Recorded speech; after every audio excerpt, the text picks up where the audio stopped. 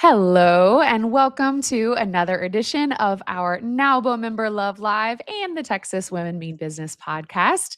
I am thrilled today to be joined by Wendy Patterson, who is the owner of Stellar Roofing. Hi, Wendy. How are you doing? I'm wonderful. How are you?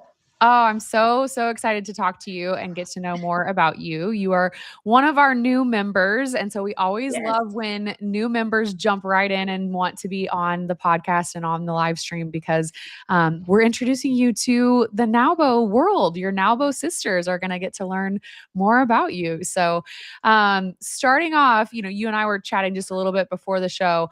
I'm catching a little bit of a Texas accent. So tell me, are you born and raised from Texas, or did you get here and then immediately start, talking like a Texan? Because that would be hilarious. But No. I'm born and raised in Texas. I really have to watch my draw sometimes because when I am talking, like I have people looking at me, and they're like, your accent is really thick, and I'm just like, okay, let me reel it in.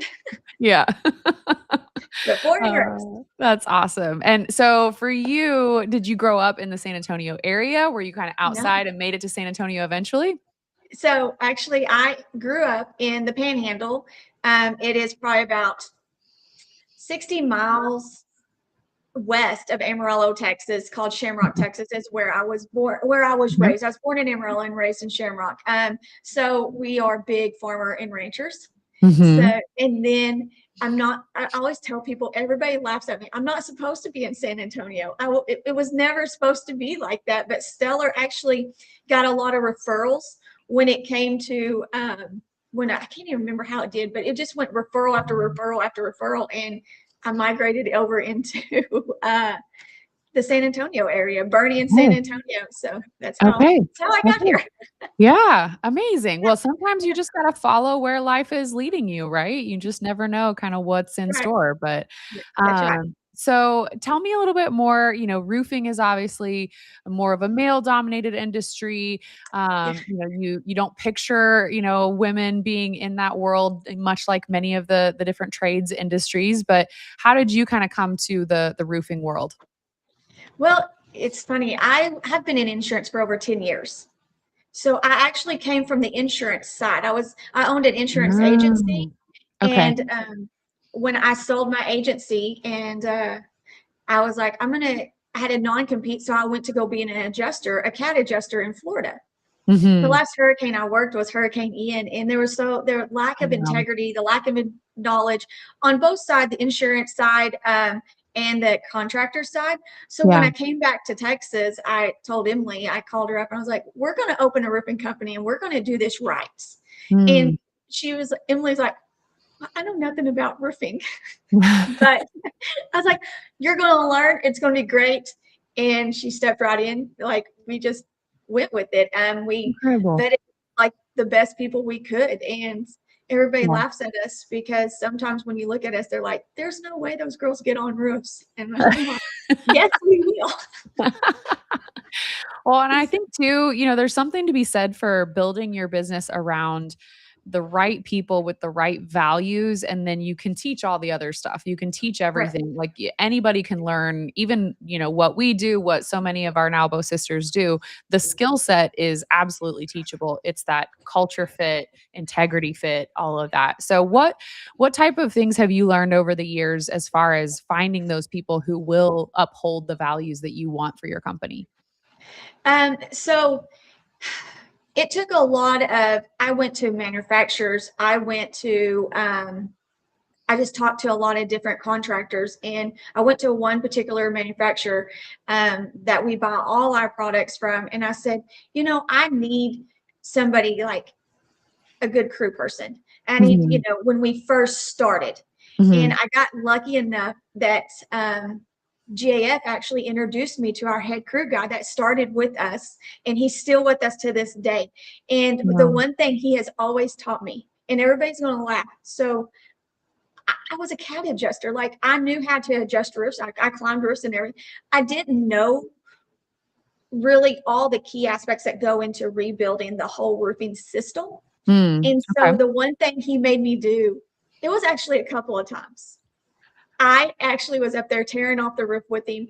And when he was putting the shingles down. I was handing the shingles to him, Mm-hmm. and he made me get down and dirty with him. Like, let's figure it out. This is how you put the system back together. It's just Mm-hmm. not me writing an estimate of, well, yes, this goes here, this goes here, this goes here. No, now, Right. and it gives you a whole different respect Yeah, for all these employees that are doing the work. It's totally. just a whole different perspective. Yeah. And so at Stellar, like, we are like family, Hmm. and we are really picky about. I reach out to other industry owners. I mean, everybody laughs at it right now. You can ask. His name is Dan Warwick. He's out in Minnesota. He is really, really good at what he does. Well, I stalked him. I told him, and I told him and his wife all the time. I'm like, I stalked y'all, and I seen him at a conference, and I walked up to him, and I was like, I know you. You don't know me, but I really do know you, and we're going to be friends. And so, him and his wife they've always helped me because they've been in the industry for 20 years. Mm-hmm. That's So so cool. That's I'm so not cool. afraid to reach out to people and ask. Right. Yeah. No, totally. And I love, it's almost like you did like an undercover boss kind of thing, not undercover, but you did go and, get in the weeds. And I feel like that's such a great um perspective on leadership when your team sees you being willing to jump in and be, right there in the thick of it with them. So I'm sure they appreciated that very much. And perfect timing right now, actually, I feel like for a roofing company to be on our show and on our live stream because we've had some crazy windstorms lately. We've had some crazy hail, at least out in where we're out. We had hail a couple weeks ago. Yeah. So this, season of just storms left and right and weird weather going on. What do you tell people? What do you feel like is something that, because everybody knows obviously if you see like true hail damage, okay, I probably better go get my roof checked out. But what are some things that you feel like people overlook or they miss as far as taking care of their roof? Um, by taking care of their roof. So a lot of it's maintenance issues as well. Mm, Getting it checked out every year is not a bad deal. I mhm, mean, cleaning your gutters. Yeah, I mean, it is especially with the way the insurance industry is going. mhm, Getting it checked out every year I mean, it helps. Waiting to file a claim. I mean, most people like to wait to file a claim until after storm season. Know your policy when you're going to do that because carriers are changing now. You might have 90 days to file that claim from a storm, or you might have a year. It just mhm, depends on what your policy language says. And a lot of people don't understand their policy language. So mhm. really understand. I have actually a homeowner laughed at me the other day because I was like, you gotta know your policy, and called me up and he was laughing. He goes, I put my policy into AI and it told me exactly everything you asked me about questions. And it dug into his policy and said, you have such and such date to do this. Uh, Yeah, and I was like, that's actually props so to smart. Yeah, props to AI. I didn't even yeah. think about that because he Mhm. was like, I don't know how to read this. Right. But and then when a storm hits, I say everybody like looks at me because I always say get multiple estimates. Make sure you do your Google reviews. Make sure they have the proper licensing. Don't just sign a contract because they're trying to Yeah. get you to sign a contract. Yeah. Just you don't have to sign that contract right then. I Mhm. mean, I so that's one of my other deals. Yeah. Yeah. Well, and is there also, I think in the roofing industry, there's the reputation of like the storm chasers and this company's coming in from way, not even based here. And they're just Yeah. taking advantage of there was a bad storm and here we come, coming in at like the Calvary. So, um, Yes. how do you encourage people to, even if it's not you guys, even if it's a different local company, what is that benefit to making sure that you're with a company that's actually here in San Antonio and based locally? That's it's just doing your background check, checking Mhm. on them, making sure um like you can Google, you can look at their reviews, you can get on the Better Business Bureau. A lot of these guys, a lot of the storm chasers, they're the ones that want you to sign those contracts. Boom, boom, boom. So they're just Mhm. going to one door after another just to sign contracts. They're not even stepping on your roofs. Um, Mhm.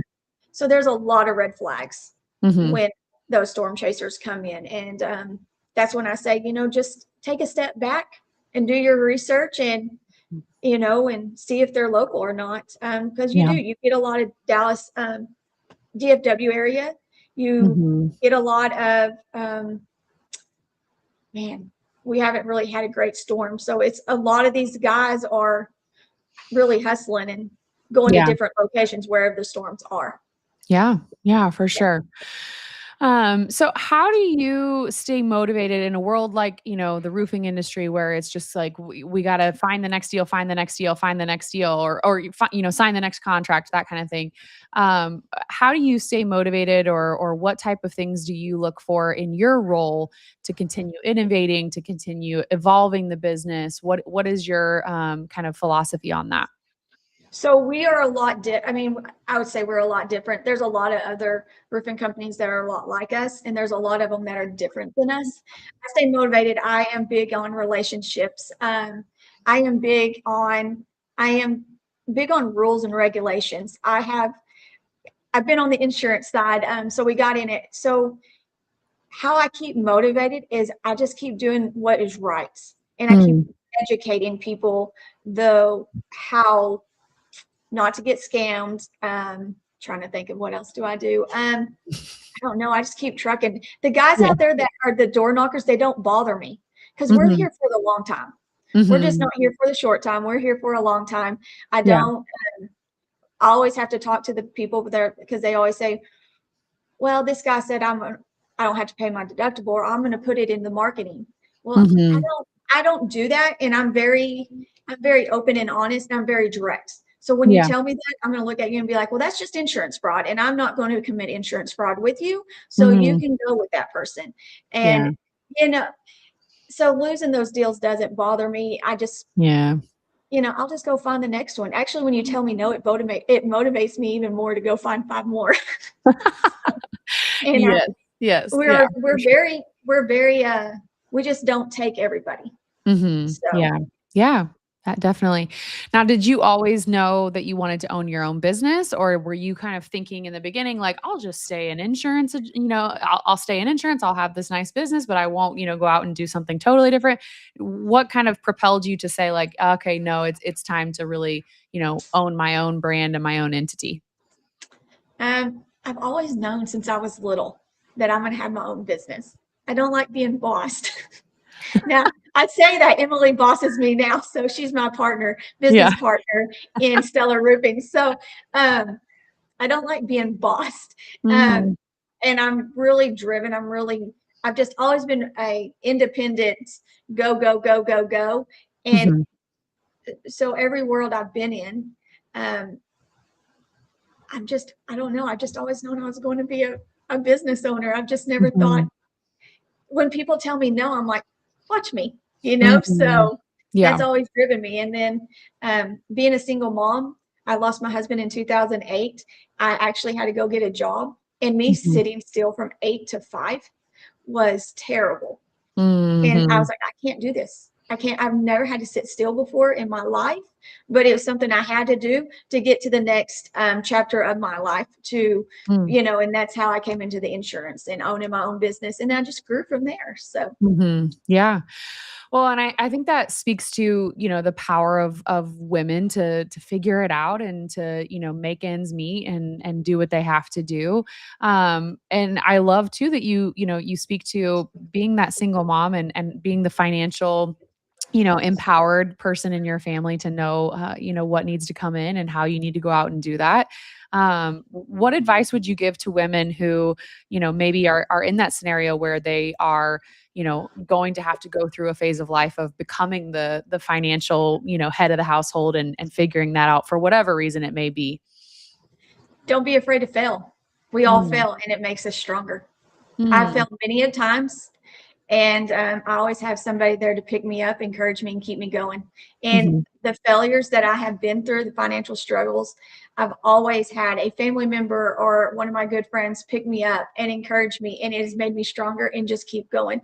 If we don't fail, it does, to me, it's made me stronger when I fail. And it drives me more. So yeah. I saw a quote the other day that was, there's one kind of philosophy out there right now that's like nobody's coming to save you, and it kind of took that and spun it on its head and said, maybe nobody comes in a shining armor and riding on a big wide horse, but it it's little moments. People save you every day with little moments of Yeah. they just gave you a nice smile at the coffee shop. They, told you, "Hey, I see how hard you're working. That's awesome." Like Yeah. people save you in little ways every single day. Can you think of, maybe an example of a time where somebody, like you said, like you had that moment where you needed somebody to kind of help out and pick you up, and that gave you kind of that motivation to keep going? So do I have that? Without I've got, crying, I don't know if you're gonna oh, be yeah. able to, like, think of something No, no, without. no, no. I can. I have several. So I, you know, there's times when I get down where I just feel like I can't sell. I'm terrible at Mm. selling, or something like that. And then I'll just be talking. I always say, Emily, like Emily, I'll be on the phone. She's like, girl, you can sell ice to an Eskimo. Like, what is wrong with you? And then I'll turn around and it could be the same day. And I'm just like, you just had one of those days that just like, this person didn't want to buy from this, and this, or I lost this bid. And how did I lose this bid? Well, I go into a convenience store and I know the kid at the convenience store because I go in there all the time. Mm. And he just smiles at me and he's like, hey, Wendy, how's your day going? And I'm just like, oh, Bray, it's wonderful. How's your day going?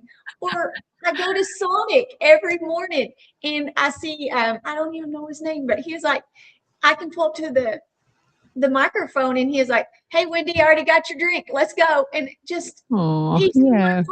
And, it's just like, Yeah. thanks. Like, I hope you have a great morning. And so I have always encouraged myself to like give that smile. It doesn't matter what kind of day you're having, is give Right. that smile, because they encourage me and they don't even know how they encourage me every time I see them. It's just like, Yeah. Yeah. that's, or Emily Right. doesn't realize how much she brings to the table when she is like, you've got this, like, you've got Mhm. this, and Mhm. she's like, you're good. And so, yeah, Yeah. that would be it. Yeah, I mean, I think the common thread through both of those examples is that people, myself included, we thrive when we feel seen and when somebody, recognizes in us something that, we don't even see in ourselves, or they take a moment to remember you and remember your drink and remember, like, just being seen is such a powerful motivator for, Yeah. especially as a business owner where you feel like you've got the weight of the world on your shoulders sometimes. And we do all the things for our employees, but we don't always get kind of that moment to feel recognized and seen as well, in our Yeah. role. Yeah. So you are a new member here at NAWBO. We're Yeah. very excited to have you join us. Tell us a little bit more from a marketing perspective. I always love to know, how did you find out about us? How did you come to learn about NAWBO? Actually, I think it was Kim Bloom out of the Bernie Chamber was telling me about you I guys. love Kim. Shout out to Kim in the Bernie Chamber. Kim, We love I Kim. always tell those girls they're the best. Like, I They love them to are. death. I love those girls. And you want to talk about make your day? Go see those girls. They'll make your day any day. Make you feel seen every day, no matter, it doesn't matter if I haven't been to a chamber event in 6 months. They're like, "Akila, oh my god." It's Yeah. just lovely. Yep. Lovely. Yeah, So it totally is a agree. big shout out to Kim. Yes, totally agree. But Awesome. yeah, Okay, so Kim was, kind enough to send you our way. And what was it about NAWBO that made it feel like, "Okay, yes, this is the right fit, the right time. Let's go ahead and jump in." yeah. So it's more about the networking and being around women that are building meaningful businesses as well, and Mhm. having, once again, having that community behind you. Mm. uh, that's what driv, like, when I looked in more and more to you guys, like, that's what it was. I was like, this is a true community. Like, Mm. they back their members. And so having a network of women behind you like that, you Yeah. just, how do you say no? Like, Yeah. how do you not just jump in and go for it? Yeah. Yeah, So no, I think that's absolutely, you've hit the nail on the head. Perfect example. I feel like yesterday I happened to see Casey Vanacek, one of our long time members. We'll give her a shout out as well. She was sharing, oh, I've started doing, Tuesday are kind of my admin days, and so these are all the things that I do on my admin days. And it was yeah, cracking me up. I was looking at the list of all the different businesses she goes and works with or supports or, visits. And it was all NAWBO members that just happened to now be part of her admin days. And, I go to get a facial at this place and that's a NAWBO member. And I go to do that. It was just like one after another. And that just made me so happy that, we have this community where, do you need this? Great. We've got a member who does yeah, that. Do you need that? Great. We've got a member who does this. And roofing is now very much on that list. So yay, very excited. But yeah, you've also joined our Million Up group, which is for those of you who may not know, is for our women that are in 7-figure plus businesses, to have sort of a small group. I would maybe describe it, NAWBO itself is kind of like you go to church on Sundays and then you've got your small group and you can go and get more of a deeper connection with Million Up or some of our other growth and development programs that we have as well. So for the Million Up piece, what is it that you're excited about that element and having that as a part of your membership too? The one thing that I'm super excited is gaining fresh perspective Mm, is probably one of the most things that being in a room bigger that encourages, I don't know, bigger thinking. hmm. So, Yeah. there's how I always see it is when you stop learning, you stop growing. Right. So being in a room that's with fresh perspectives, it's going to be great.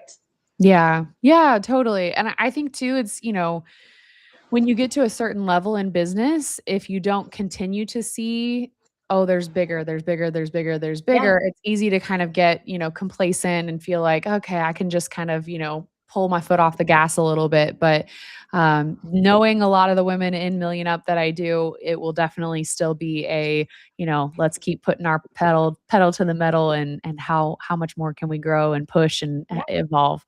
So that's wonderful. I'm super excited for you. Um, Tell us a little bit more about Stellar Roofing. What's the process like if folks are tuning in right now and they're interested in working with you guys? What does that look like to reach out and get started with y'all? To reach out, you can call us at 210-245-4542.